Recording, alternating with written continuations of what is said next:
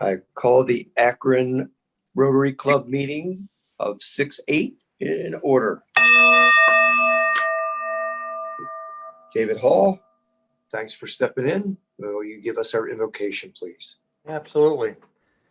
Now, pray with me. Dear Lord, we're thankful for this day that you have given us, for its blessings, its opportunities, its challenges. May we appreciate and use each day that comes to us. We pray for strength and guidance for each day as it comes, for each day's duties, for each day's challenges. May we be challenged to give our best always, and may we be assured of your presence with us. Amen.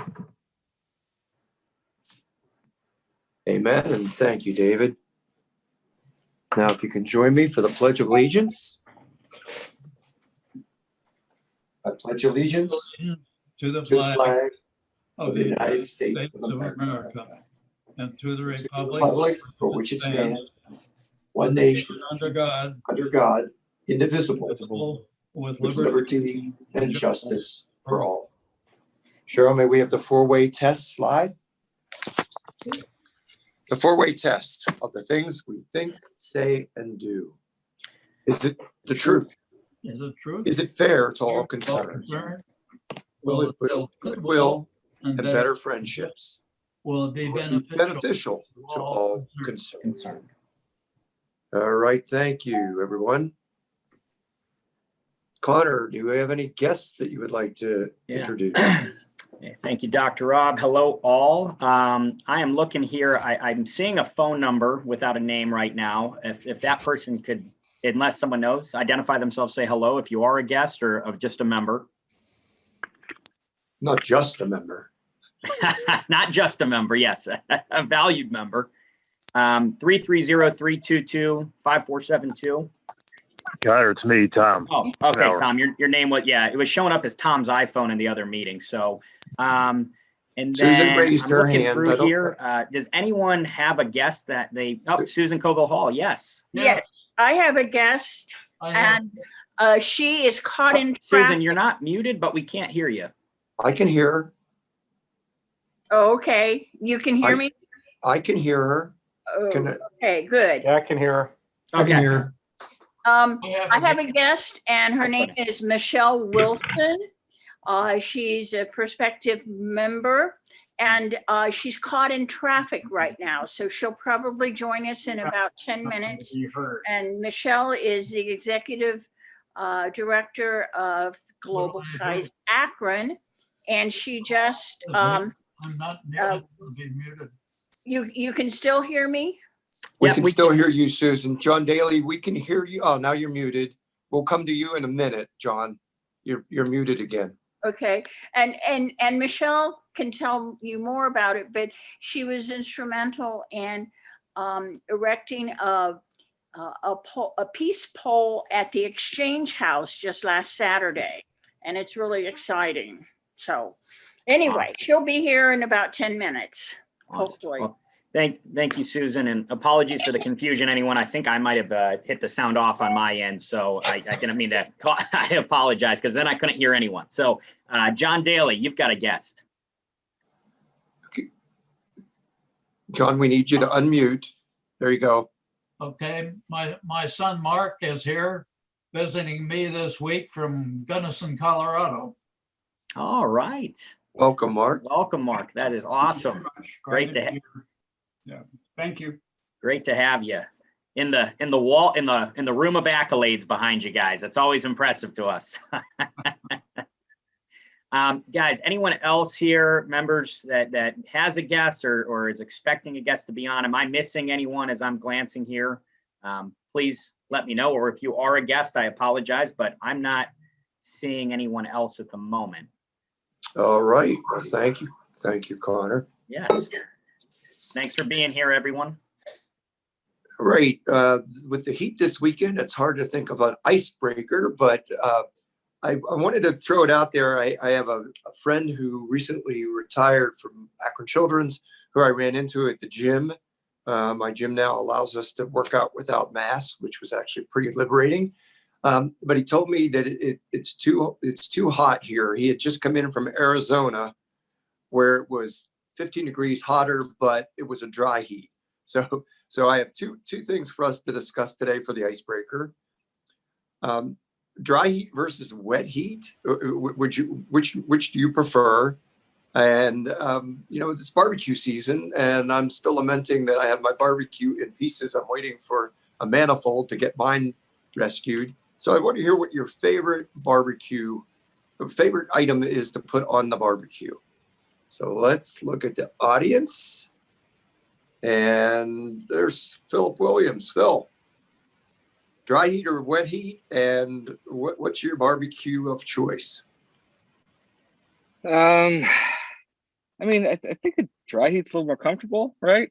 I think that I spent, at my last job, I spent about like a year and a half in St. Louis, and they're even wetter and more humid than we are, right? And in the summertime, there's no breeze, and in the wintertime, it's windy as heck, so it's kind of weird. Barbecue choice. I have gotten back to the charcoal kind of only. It's a little bit more work, but I like it. We do that. I don't dislike anything, but I really like the that Carolina style with like that mustardy vinegar barbecue sauce. I really think that's delicious. So that's kind of one of the styles I go to. You put that on ribs, or you put that on everything? On anything. Okay. All right. I saw some heads nodding. Chaz, what's your barbecue du jour? I am also a charcoal guy. Got a smoker and ribs. Ribs all day. That's the summer treat here at the Billington house. All right. Let's hear from the Kiefer residents. What do you folks like to barbecue? Jenny or Jerry? Actually, we like to drink wine and cook fish. I cooked crab cakes for today. So we do that, and then my mother does have an outdoor fireplace. She can do grilling, but when it's the two of us, we basically just do it really simply, and we like to either eat out or in. Always gourmet when I eat with her. Yeah, I always have a gourmet lunch for her when she comes here. Now it's hot here in my house because my AC unit went out 2 weeks ago, and I'm still waiting for a new one. And you're liking hot, right? Might get a little hot. Fan from me, because I never had air conditioning, so I'm loaning her one of my fans. Or we can go out on my deck. It all works. Well, we're all your fans. All right, Dan O'Connell, you look like a grill master. Yeah. I don't know how you can handle charcoal anymore if you have propane. So we just did filet mignon on the grill, and you can't beat it. It's so tender. You just sear it on the outside, leave it a little rare on the inside, and it's the best barbecue you could have. That sounds pretty good. I'm getting hungry. I should have eaten lunch before this. Katerina Pappas, how are you? I'm good. How are you doing? Great. So what's your barbecue favorite item? I would say my favorite is kebabs. But my husband is the one that does the grilling, so I'm not good with that. All right. Well, that's good. You delegate. That's a good skill. Rich Fry. I'm not seeing you today. I'm sorry. I didn't mean to call you out here, but if you're there, can you tell us what your preference is on the barbecue? Rich may have stepped away. Sorry about that, Rich. I try to just wait till I can see you, but don't turn your film off because I'll still track you down. Sandy Aragon. Hello. I think our new favorite thing to grill is shrimp. Mm. Really into grilling some shrimp lately.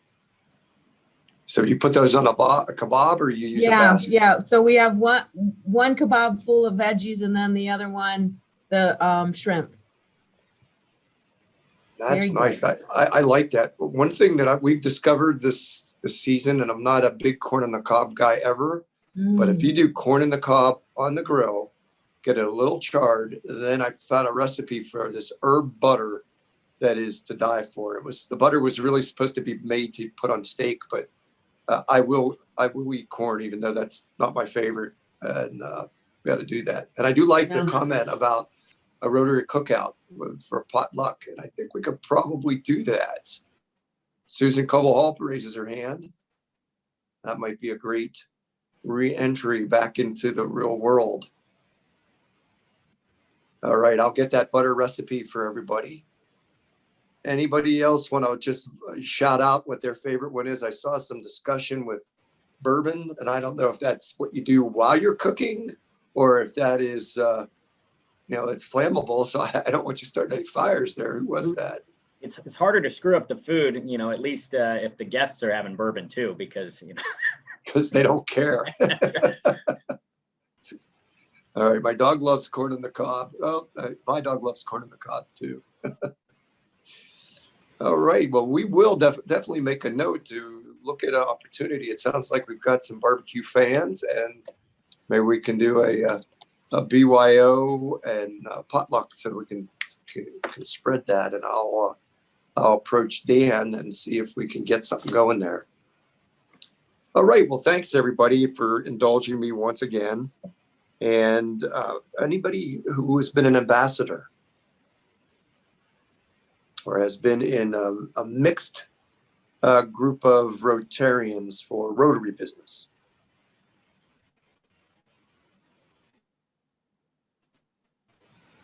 Last night was District Grant Committee. All right, thanks, Sandy. And I know there were people together on Friday. Anybody want to talk about that? Rob, also too, last week, we had a small service project that the district grant, and then our matching part of that was with a Mason school in Middlebury. And it was the end of the year for these students, and the teachers and the staff have been doing something on a smaller venue monthly, but this was a wonderful way for them to end the year. And kudos to Sandy and to Mark Seward for pulling this together, and that there was a food truck there. There were toys given out to the kids. There were things from the Akron Library. There were like bags of helpful items from Children's Hospital. So it was just wonderful to celebrate with these families, and it went off rather smooth, and just a nice way to help those kids end the year. That's great. Congratulations. Is Cindy Kane on today? Because I saw some photo evidence that you and some other Rotarians were doing some activity last week. That's the same one. She was with us at the school, Dr. Rob. Okay, I was guessing that, but I didn't want to upstage that. Good. Any other ambassadors?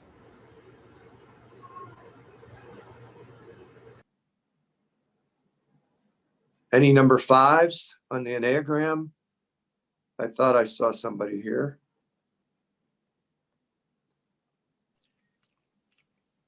What about me, Dr. Rob? Said, well, I thought that there was a gathering of Rotarians. It's not really an ambassador to outside folks, but I think we wowed Jeremy Lyle. Can you share a little bit about our experience as a board retreat?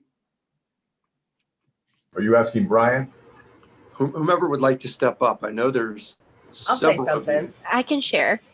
All right. Go ahead, Katie. Well, we got together Friday for a personality Enneagram assessment and learned a lot about how we all communicate in our leadership styles and what our high points and low points of how things are. So no surprise, I'm a 9. I'm a people pleaser. I'm a happy person. I'm a go-getter. But when I have conflict, I turn into a sloth and I have a hard time moving myself forward. So it was sort of fun to figure out how we all talk to each other. And I think it was great that Steve brought us together so we can learn how to work together moving forward, and realizing that sometimes is not offended by what you said. They just have to process how you said something. Well, thanks. That was a nice synopsis. And I think it really was money well invested, because as the highest way that the board functions, the better the club functions. So thanks for putting that together. And it was a fun opportunity.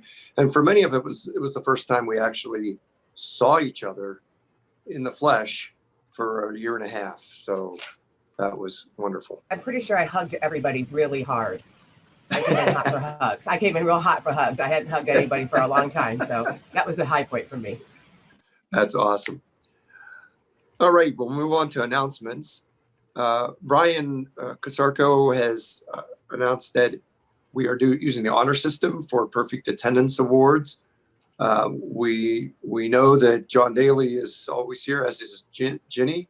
If any of you feel that you have had perfect attendance, and again, other activities like service projects, meetings, board meetings, council of chairs meetings count as a makeup. So if you want to put in on the honor system for perfect attendance, please contact Brian. I'll foreshadow that youth are one of our priority areas as Rotary International, as our board, and as our club. And be on the lookout. We will be looking at ways to make sure that we're safeguarding any activities that involve minors. And there'll be more information rolling out. Much like the district grants, we need to have some resident experts from our club. So this should be coming probably in the next few weeks. It may tip over into President Steve's jurisdiction. But if any of you have an interest in additional training as to how we as Rotarians can be more responsible and ensure the safety of some of our folks from Interact or other young folks at the camp, please let Steve know. Steve already announced the Middlebury. Oh no, that was at the board meeting. Steve, do you want to announce about the project this weekend? You did say some things. Can you Sure. You are clairvoyant, because as you were speaking, I was typing it in, and I'll finish it when I'm done so people can have something written. But this Saturday at 8:30, we're gathering in Middlebury on Eber, E-B-E-R, and you'll see it when I send the note over shortly, at 5 homes, and we're going to be doing some beautification and some landscaping. And Dr. Rob was gracious to give up his presidential money toward the purchase of annuals, perennials, some bushes. We have the city of Akron providing some trees. And so currently we have 12 people that have signed up to come, and we could use a few more hands and some strong arms and backs. And folks are bringing shovels, they're bringing hose, they're bringing trimmers and spades, and for sure, make sure that you would bring gloves and rakes, and we're going to have fun. And I think we'll probably be done somewhere around 11 to 11:30. I will be bringing bottles of water and some donuts, and we'll gather at 8:30. We'll give out the assignments, and then we'll get busy on beautifying 5 homes there and having a lot of fun together. And please wear your Rotary shirts. If you have a Rotary in Action shirt or any shirt with a logo, you could even resurrect your dragon boat, because hopefully we'll be able to look at that in the future as well. A dragon boat shirt, that is. And make sure you wear sunscreen. Thanks, Steve. Any other announcements? Yes, Dr. Rob, I have a quick announcement. We're all excited because we're going to have an End Polio Now event for the Indians on July 22nd. Tampa Bay is going to be playing Cleveland. We're going to have the Terrace Club. We'll walk on the field. We'll have raffles, auctions, the whole shot. The flyer is on the Acrotarian this past week, so anybody can sign up. We're looking forward to having a nice group. And Dr. Rob, fill out the form. You're on. All right. Okay, thank you. Dr. Rob, do you want to remind people about the Easy Baker Leadership Award that they got the email? Yeah, thank you very much, Terry. So, And I have an announcement. well, go ahead, Susan. Yes, and so next week, the Youth Exchange Committee is going to meet at 11 a.m. before the meeting. If you remember, please join us. And if you would like to join as a member, please let me know. And we'll see you next week. And Michelle Wilson is now on board. She's on here. So. Welcome, Michelle. All right, so the A.C. Baker Award, we have, the royal we, Cheryl and Terry, have been really helping us drive our process for the club application for awards. But there is also an opportunity for individuals to submit to get an individual recognition and award. Terry needs those back in short order. So by tomorrow, he sent that out to all of us. So please take a look at it. It's a pretty abbreviated form. You just need to get credit for the things that you did with the district and outside our own club, as well as service projects. So I would love to see the Rotary Club of Akron sweep with record numbers of individual award winners, since you all are worthy of awards.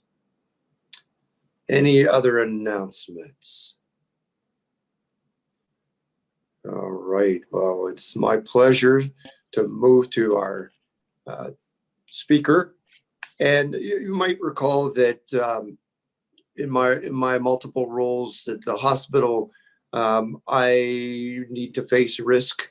And as the COVID pandemic went on, we recognized lots of opportunities for potential risk, lots of opportunities for real risk.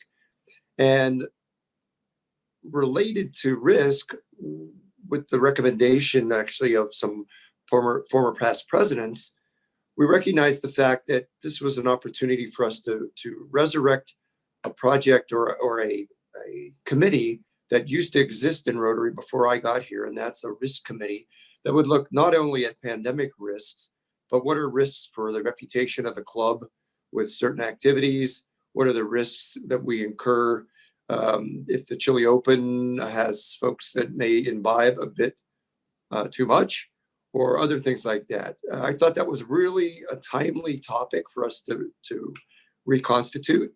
And with that in mind, I solicited some help from members, and Chaz Billington stepped up to be the chair of our risk committee. This is the first in recent times risk committee. It was populated by a number of members from many different disciplines, and it was probably a little heaviest on the legal side, which was great. We may have to recruit Donna Skoda to help out on the medical side, but now that the pandemic is behind, the next risk may be something more along the line of fiscal or social challenges. So Chaz really took this on. Just as a little background for those of you who don't know Charles Billington, he is a partner in the Vorys Cleveland office, and has been involved in legal counsel and involved with a lot of the EEOC activity, which is considerable client advising with risk mitigation issues such as COVID. So this is really fortuitous that we had a resident expert in what are the risks for other companies, that he could serve as a sounding board for us and to organize our efforts. Chaz is got his JD summa cum laude from Cleveland State, the Marshall College of Law, and was the senior editor of the Cleveland State Law Review, which most of you recognize. That's a pretty prestigious award that just doesn't go to anybody but the top students. So we were very grateful to have Chaz and Captain America lead us through this. And we wanted to take the curtain back. I was also going to get a slide of the Wizard of Oz and put you behind the curtain. So let's make it more transparent for the club so they know what we were up to. And it wasn't just Dr. No. Yeah, thanks, Rob. So I'm going to share my screen here briefly. And can everybody see my presentation?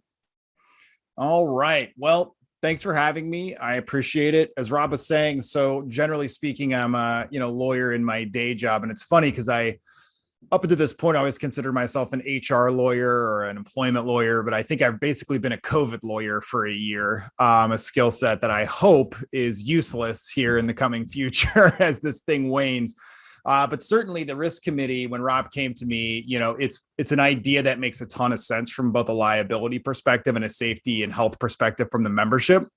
And while definitely had its genesis in COVID, it's something that a lot of organizations do, both for-profit, not-for-profit, service organizations have these kinds of committees. And really they are, like Rob said, they're an advisory board. And we'll talk through, sort of our raison d'etre, all the machinations we go through and all the fun we've had over the last year as we've worked our way through various issues. Let's talk about who we are first. Here's the actual risk committee. I'm the chair. We've got Dr. Rob. We have Pat, Terry, Sam, Jacinto, John Reyes, and Mike. And we've been meeting here probably for the last 6 or 7 months, maybe even, I guess, close to a year at this point.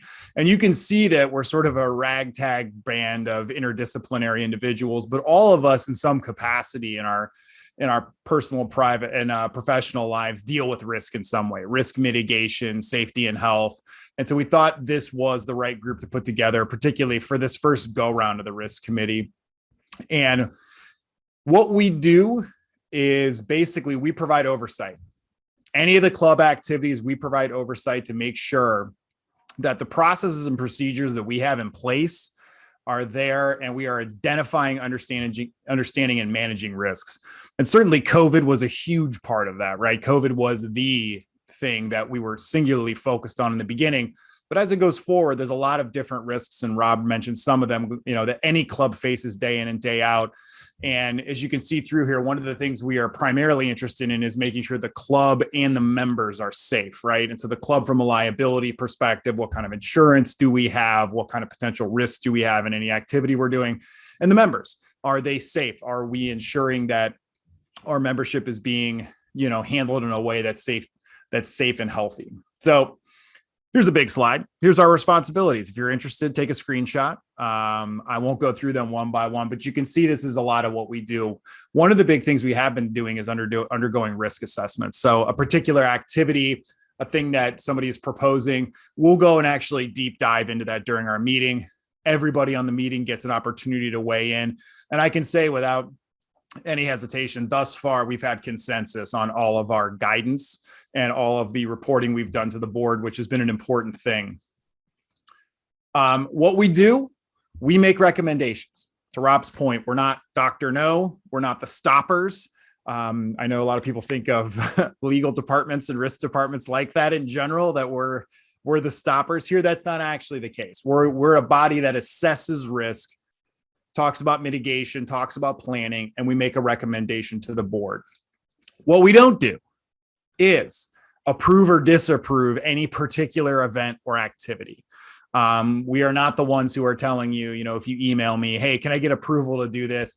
The answer is going to be, hey, we'll look at it and report up to the board. But ultimately, it's the board's responsibility to take action with respect to a proposed activity. So when do we meet? Fourth Tuesday of every month, 11 to 12. And to the extent that you want to get something on our agenda, anytime during the month prior to that meeting is a great time to do it. And we'll talk about how you can contact us a little bit later. But definitely we can meet ad hoc. And we have on various occasions taken small subgroups and things like that and looked at something. So if you want to get on the agenda, that's when we're going to be looking at something. What did we do this year? It's been a busy year for us. We spent the first, I would bet, couple of meetings just talking about the charter. The charter is available to anybody who wants to see it. Basically walks through when we meet, how we meet, terms, operational issues, and goes through the roles and responsibilities. And at the very beginning, I think the biggest task we had was in the fall and in the late summer and the fall, really digging into the Chile Open. What was it going to look like when we were in the midst of both a pandemic and in certain instances, lockdown, social distancing orders, masking, things like that. And to do that, we took a couple of different steps, and we do this really routinely. And with anything we're looking at, certainly we're going to look at insurance. Insurance was a big issue for us here to the extent that the club itself sponsors some kind of activity. What coverage is there for, in particular, the board, right? Could the board actually have liability for sponsoring something? Would the insurance cover that? Does insurance cover things like infectious disease, specifically here, COVID? So we were looking at a lot of those issues early on to determine what liability really was out there and what was the impact of it. And right along with that was monitoring local, state, federal safety and health guidance.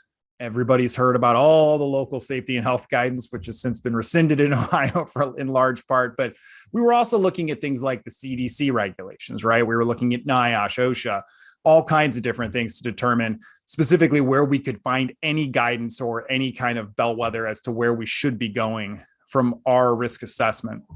And that was a big part of what we did, discuss those during the meetings. And then we, after the charter was enacted and we had a good sense of exactly how we were going to do things, we have up to this point discussed with several members. Anybody who brought something up to the risk committee oftentimes makes it to the agenda to the extent it needs to make it to the agenda, and it'll be batted around as thoroughly as humanly possible. Talk about how you contact us again in a minute. But to the extent you do contact us, we may even ask you to join us, right? If it's something that's particularly complicated, if it's something that's got a lot of moving parts, or it's a big event, we very well may ask you to come jump on and actually dig in with us and help us understand exactly what it is you're trying to accomplish. Because again, the end for us is not to stop anything. It's not to augment anything. It's to provide advice and counsel. And we're happy to work directly with you. And in the Chili Open, we did a lot of that, working directly with the club, working directly with the camp, trying to ensure that we could do this in the safest way humanly possible, and then ultimately advising the board on how those plans shook out. And like last but not least, we've been in the process of doing some of the things you would see in a mature risk mitigation model. Specifically here, we're creating forms and things like that. So you're probably familiar with nowadays, waivers and releases and things like that for in-person events. We're in the process of developing some things like that for the club's use, just as we're in these sort of uncertain times. What do you need to come to us with? You don't need to come to us with anything particularly, but here's what we'd prefer. If you go to the board and you want an event, it's possible the board could just send you to the risk committee to say, hey, we needed to get an assessment of the risk.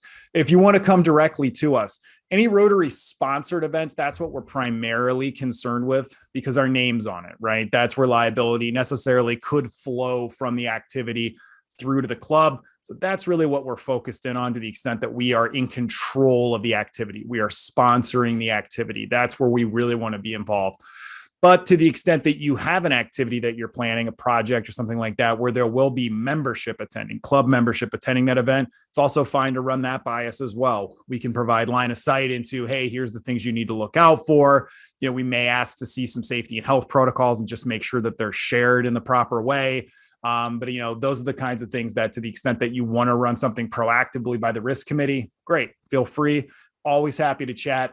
Even if it's you want advice and counsel on, hey, we're looking to do this thing. What would you guys advise? What are the things you're doing? It's a good opportunity to get some pros to come in and weigh on in advance on something you're doing to help with risk mitigation. What are we going to ask you for? We're going to ask you for a laundry list of things ordinarily. And if you want to send something to me, generally a description of the event, who's attending, where it's going to be, who's in charge of it, what are the anticipated dates of the event, what are the safety and health protocols in place, particularly now that's more important because we still are in the midst of the pandemic. And so we will very well ask you, look, what kind of protocols exist for this event? If you're going on site somewhere, what are the rules they're following?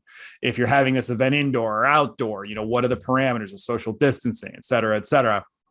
Give us the right contact person. Who do I go to with questions? Who might join the risk committee meeting so we can walk it through? And last but not least, turnaround time. That's one of the important components. If you get something to us and the event's going to happen 2 days from now, we can absolutely move. We'd ask for a touch more lead time, but we can absolutely mobilize and get the gang together if we need to. But generally speaking, try to give us an idea of when you'd like to hear from us or if there's any follow-up necessary. How do you get stuff on our plate? Well, right now, you're going to contact me. There's my email and my cell phone. And you can contact Terry as well. If you want to email either of us, if you want to text or call me and try to get it on the agenda, that would be the preferable way to do it right now. I will tell you, we're currently working to try to get either a club runner or our own email that is just one inbox. I, like many of you, has a Gmail full of 15,000 unread messages, and it gets to be a bit unruly. So texting, if you haven't heard, is a great way to make sure that, one of us is looking at it. But in the future, look for some communication that says, hey, here's the central point of contact for the actual risk committee. Here's how you get it to us. And again, just make sure that, you're openly communicating, and feel free to check in as often as humanly possible. So that is a brief overview of the risk committee. There's a lot going on nowadays. Will continue to be very busy, particularly looking into the future, talking about hybrid or in-person meetings, where we're meeting, how we're meeting, all those different things are all, things that, if you're going to ask about that in the Q&A, those are definitely on the horizon. There's definitely something we've already started to discuss and things we'll continue to discuss. But I want to open the floor now to anybody. If you got any questions about how we do, what we do, how the process works, etc., feel free. I'm going to stop sharing just because I don't think you need to see this question mark, and let the floor get open. And I'll open the chat up here too. Thanks. While people are formulating their questions, I just wanted to remind folks that we are actively planning to move back to live meetings. We do have a little opportunity created because Portage has already given away the Tuesdays until the fall. And so President-elect Steve has put together a team, and they're looking at some other opportunities that we may ask them to use the risk team as a resource. But Sandy Narragon has graciously helped us create a survey where we can make sure that as we reimagine what the next step is, that we meet the needs of the membership. So if you haven't done the survey, it's a quick Survey Monkey survey, and she just resent it. So thank you very much, Sandy. And if you have questions, please don't hesitate to raise your hand or unmute and shout out. Yes, thanks so much. We have our first question that's come through here, and likewise, guys, I'll be looking at the gallery, but we have a question. How long do you think we will be in this climb up and out of the legal aspects of COVID? 5 years. I mean, it's the long tail's long, right? Statute of limitations are different for every kind of cause of action. We're not seeing, just look, for my professional opinion and what I'm seeing, we didn't see, I think, the shockwave or the blast of COVID-related litigation that we thought we would. But that could just be that it's long tail. It could be that these things take time from an evidentiary standpoint to work their way out. But I anticipate we're going to be dealing with the fallout for quite some time. We've seen some premises liability, infection, and those kinds of things. A lot of whistleblower claims and things. From a service organization or a nonprofit, I've not seen a tremendous amount of lawsuits, and I get a little ticker that goes through every day, shows me all the lawsuits getting filed. You don't see a lot of lawsuits that are alleging exposure or failure to comply with, state or local guidelines. And I would remind everybody as well that there is a limited amount of state immunity that was passed legislatively in January. And so that could also be part of the reason why we're not seeing as much litigation. But insurance companies, everybody's going to be fighting for the next, several years until we figure this stuff out. Thanks, Chaz. Anyone else with questions on this? Again, I'm looking, there we go. As RI develops strategies to mitigate risk with youth activities, we may need one of the risk team to attend. So somewhat of a comment there, but do you have thoughts to parlay off of that, Chaz? Yeah, we're happy to parachute in. If you need us, if you want us to advise, great. And, keeping in mind that we're just one member of the committee, but absolutely, I think any member of the committee would be more than happy to advise routinely on any issues anybody's seeing. In your, for club related activities, I'm not going to talk about your kid's birthday party or anything like that, but. Right.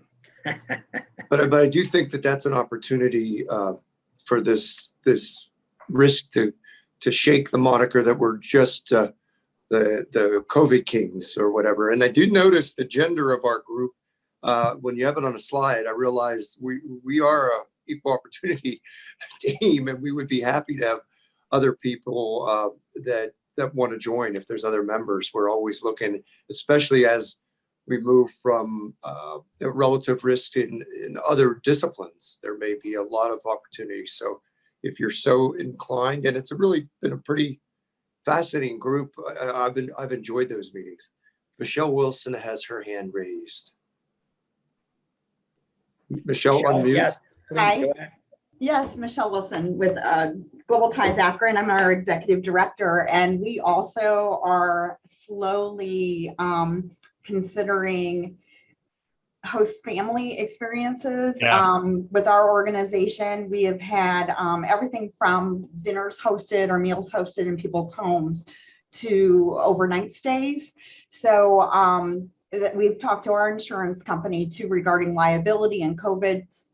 We don't have any inbound internationals that we're placing in anybody's homes at this time, or even meeting with people in person yet, but it's further down the road. So we are definitely looking at that ourselves, and looking at our waiver for host families that will be eventually hosting, and what will they sign and what will that mean.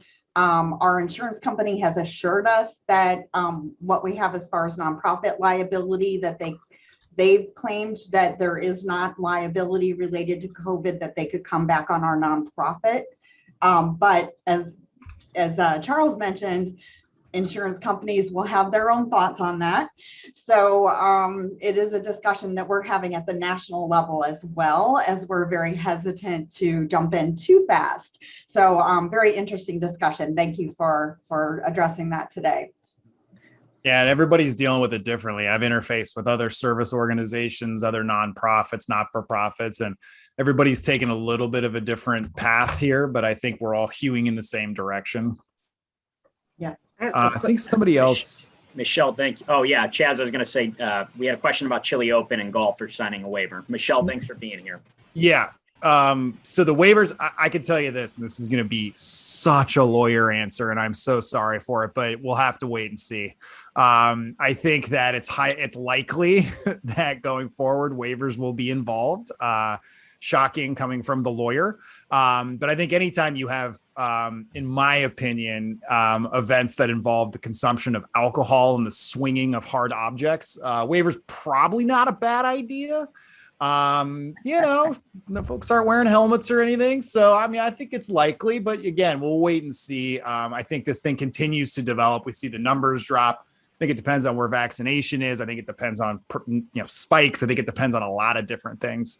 So there's my political/lawyer answer to that question. Have we just gotten lucky up to this point, or is it, a lot of this due to the increasingly litigious nature of our society, or is it a combination thereof? And I guess I had no clue until Dr. Rob said there used to be a risk committee. So yeah, I didn't realize that one had existed. I think lawsuits are not as common as folks think. I think they're highly impactful when they hit. I think anybody at any time can get hit with a lawsuit. And I think that's why risk mitigation, especially in the planning and at the stages we're at, is really critical, because nobody pays a lot of attention until you get hit. And the one thing we reiterate, and I tell people all the time, is it's fine to win a lawsuit. You can be totally right and still go bankrupt defending a lawsuit. And so that's part, and it's because of guys like me. Look, I get it. I'm a defense side lawyer, but it truly is, you can get sued, be absolutely right. Here, the club could get sued. We could be totally in the right. We could even have waivers in place, and it still might take, 6 figures to defend a case. And so we're really focused on that as well. It's not just the liability aspect. It's avoiding lawsuits as well.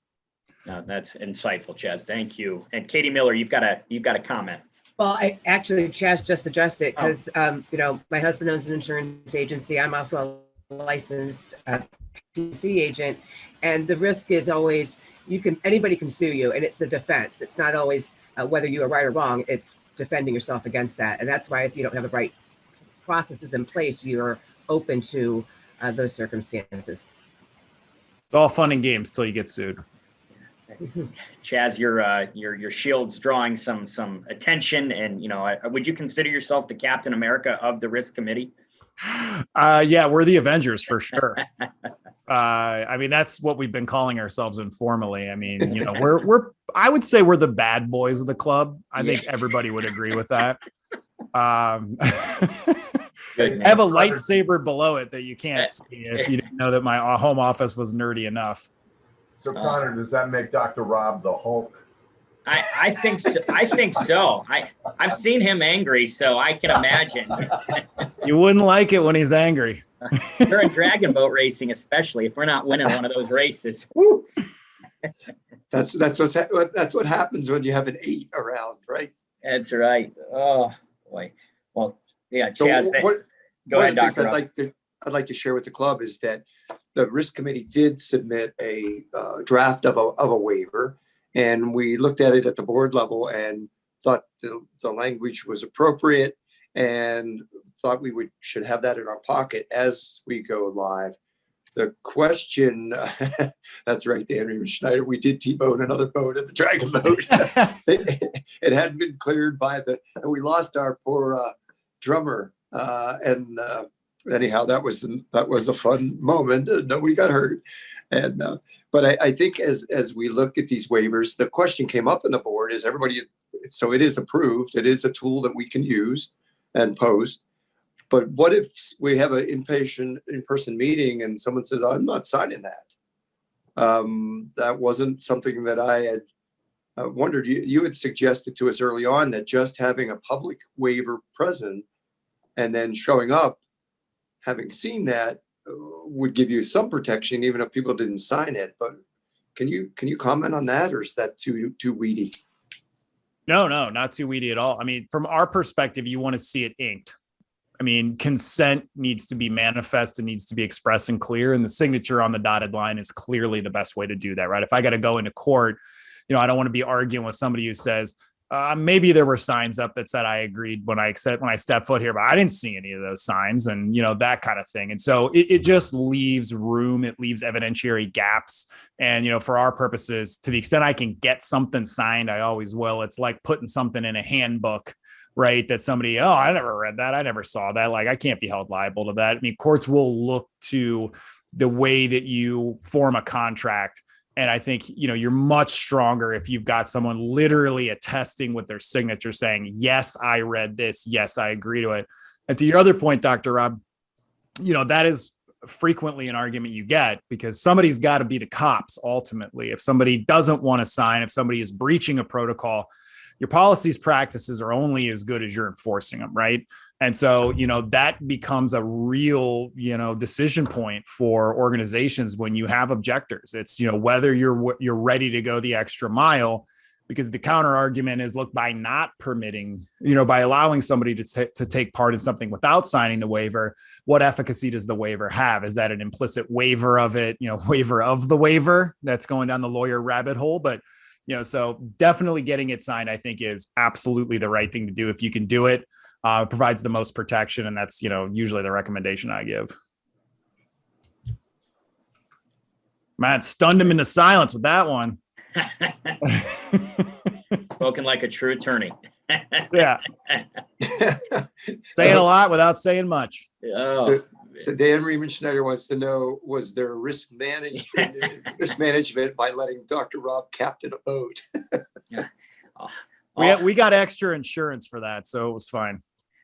All I know is that dragon head on the mast snapped off. I like nothing I've ever seen before. So it was. And we did lose our drummer. She was in the drink. Yes. But just for the minutes, the captain of the boat does not steer it. The steerers are professionals. So again, where it went, the speed it was going, we could control, but where it went was out of our control. Yeah, I think the risk concern there was for that our instructor, whatever you call her. I think this is the mistakes were made defense. Yes. Yes. Anyone else, guys? Questions? I don't see anything new. Comment, question in the chat. I know a couple of lighthearted things there. I'm looking in the gallery. I have a question, Chaz. Yeah, go ahead, Rob. Chaz, with your work with other organizations, this question came up, a very thoughtful question at the board level. that the waiver itself is really about informed consent about the state of flux in COVID and COVID prevalence and relative risk. It's all about everything has some risk, so it's relative risk. What was commented on or questioned is why was vaccine not part of that? And my hospital answer, which has been and will be until it's not under emergency use, is that it's under emergency use, and that information is evolving. We don't know duration. We don't know what we don't know yet about that. What are you doing when you recommend to clients? Do they have something about vaccine in their policies? Well, not ordinarily, because unless my clients are, healthcare entities, they're not administering the vaccine. Simply recommend, like as a club, if we were to recommend the vaccine, I see almost no liability there, right? And I think if from a club perspective, the other argument I make with my clients with respect to the vaccine is, well, we know the danger of COVID is 100x what, the minimal to almost no risk of the vaccine is. And so that's generally how we're treating it. But I think, it's a different calculation for healthcare entities who are actually administering it.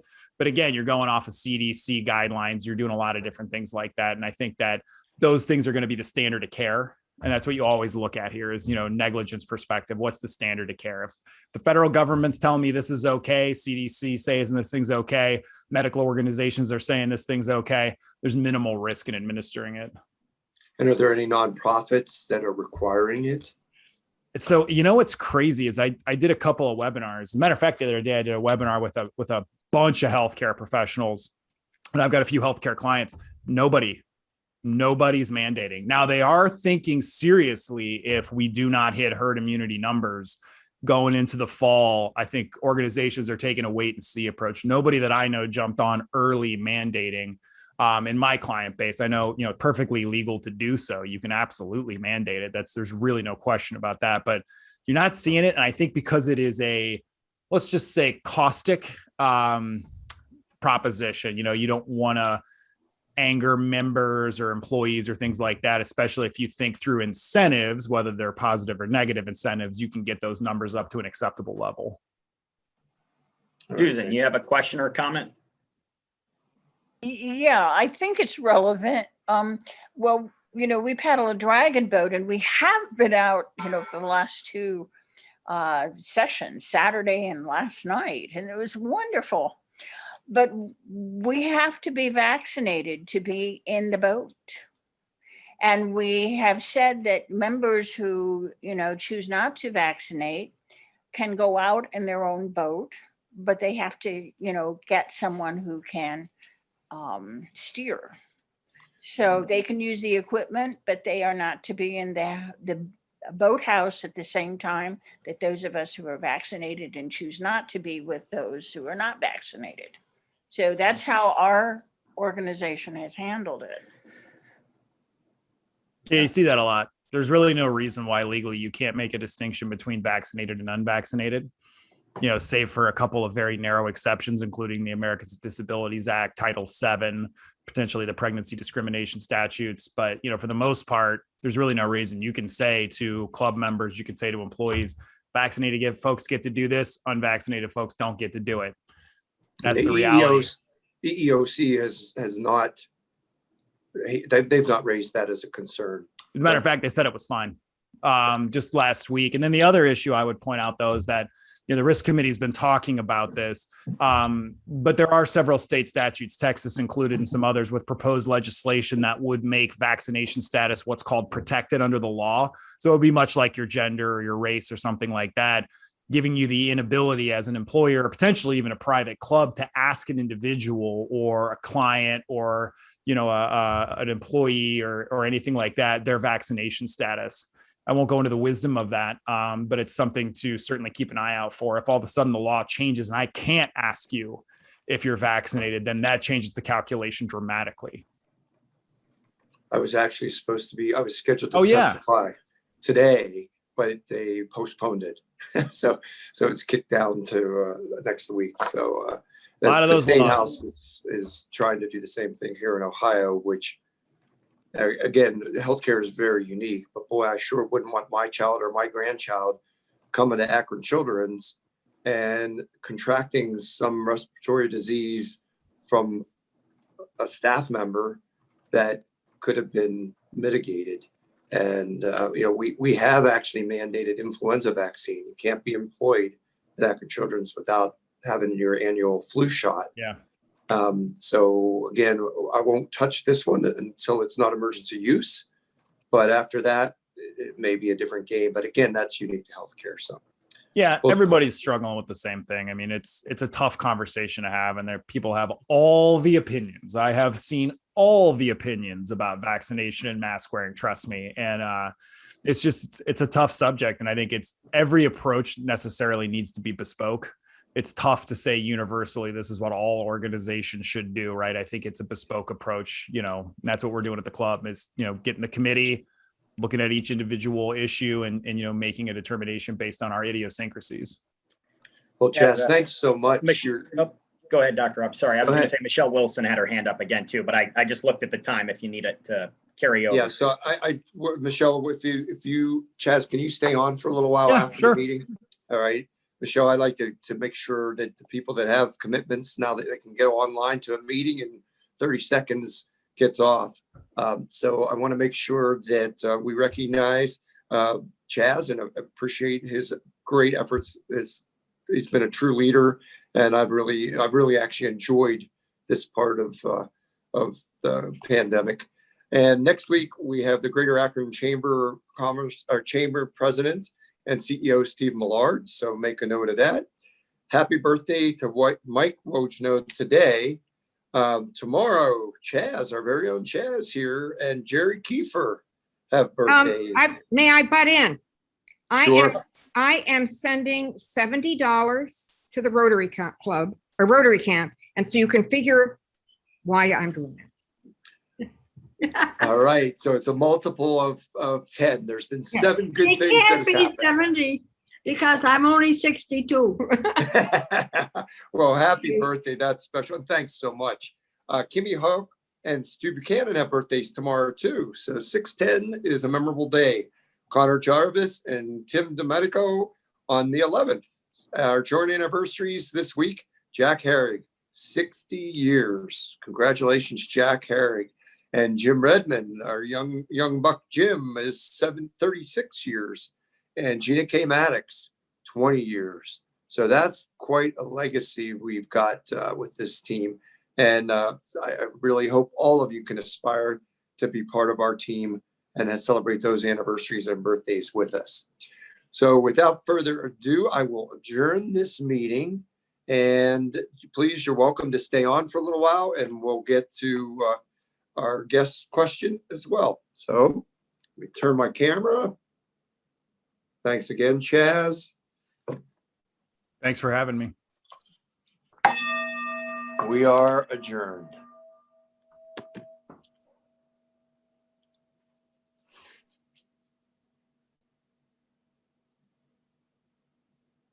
All right. So Chaz, I think you nailed what I was hoping you would do. Cool. Michelle, please comment or question. You're muted, Michelle. Okay, sorry, thought I hit unmute. So internationally too, whether vaccinations are required or not required is also a huge question. And we have one of our partners that is also a host for international delegations is hosting in July a group from Ukraine. And there's not any certainty as to whether they are definitely vaccinated or not vaccinated. And they don't know what the level of requirement is for the hosting organization that is bringing them into the country. And it's a very, it's an open world leadership program group. So the host families are willing to host them. They're very excited about hosting them. So the organization is starting to, ask some of those questions, but yeah, there's some very big questions out there at the international level too about what vaccine have they received, what kind of certification may we as nonprofits be allowed to have, because we want to know, are they vaccinated, because our host families deserve to know and our professional resources deserve to know. And that goes along with the waiver as well. So I just wanted to note that along with at the state level and the local level, there's the global level as well. Yeah, right now, just ask. You can ask anybody. Go on the street and ask the first person you see whether they're vaccinated. It's perfectly legal. Yeah. That hasn't changed. It's a challenge though, yeah. Yeah, Yep. totally. Well, in my area too, the issue I get is a lot of my clients are like, we only want employees or customers or healthcare professionals who are vaccinated. And that's a big issue when somebody says, I just want to work with an employee or a person who's vaccinated, because the fact of your vaccination is protected medical information under the ADA. So I can't just make a switch and be like, oh, this person's vaccinated. You can have, because I've just disclosed their vaccination status. Right. So like you're right. You should get waivers and consents and things like that to share that information. It's not HIPAA unless you're a covered entity, but anybody else, you still got to be careful. The ADA does protect that information. Yeah. Good times. It's a weird time to be a lawyer. I'll tell you that. Job security. I got to tell you, if I'd known how much I've been talking about taking folks' temperatures, if you'd have told me that last year, I would have stroked out. Anybody else? We good? Susan, there you go. I just want to say thank you, Chaz. Appreciate all the work. Yeah, absolutely. It's been fun. We've actually, surprisingly, a group comprised of bean counters and lawyers and doctors has actually had a pretty good time. So, and I'll probably be in touch because we're, looking to have exchanges with, students from all over. Yep, we've been thinking about that, Susan. Yeah. Flip whatever you need to Terry and I, and we'll make sure it gets on the agenda. Okay. Great. And The other thing I was going to say is, you see my shirt? I was out digging up plants because I'm paddling on Saturday. So I'm going to take my irises and daylilies to Jacinto, and he'll bring them on Saturday. So you can all plant them. All right. Susan, any word on the Dragon Boat Festival? Is that on hold till next year? We will not be organizing one here. We may participate in a couple of ones, maybe one in Indiana and somewhere else, August and September, but no. Ours is too early. July would be too early to organize. I mean, we start, a year ahead of time organizing that and getting the equipment and so on. So in another year. However, I was thinking maybe we should have something between Rotary and the Dragon Boat team. So if you want to issue a challenge or something, I don't know how, I'll you and I can maybe exchange ideas and come up with something. And maybe we can do it sort of in-house because we're all on Rex Lake. Right. So you just need a boat and a steerer and a team. That's all. We can get the team, but boat and the steerer are probably the biggest challenge. And then you can challenge us. Well, I think it's interesting that you're telling your dragon boaters that aren't vaccinated, they can go out by themselves, but it's hard. When we did practice with 10 people, that wasn't as easy as it was when we had a full boat. Well, we do have one boat that only seats 10 people. So, you can be, you could probably, we'll figure it. We'll talk. Okay. So Stu, you're going to give us, or Cheryl, did you get the contact information for the Indians that we can put in our for the Stop Polio Day? It was in last week too, and it'll be in there again. All right. It's all there. Yes, sir. And I'll send a little blurb about meeting next week then. All right. Thank you all. Take care. Bye, Michelle. Glad you're here. Charles, thank you very much. It was very informative. Cool. Thank you guys for having me. I always enjoy speaking to the group. Excellent. Thanks, everybody. Have Hey, a good guys. week.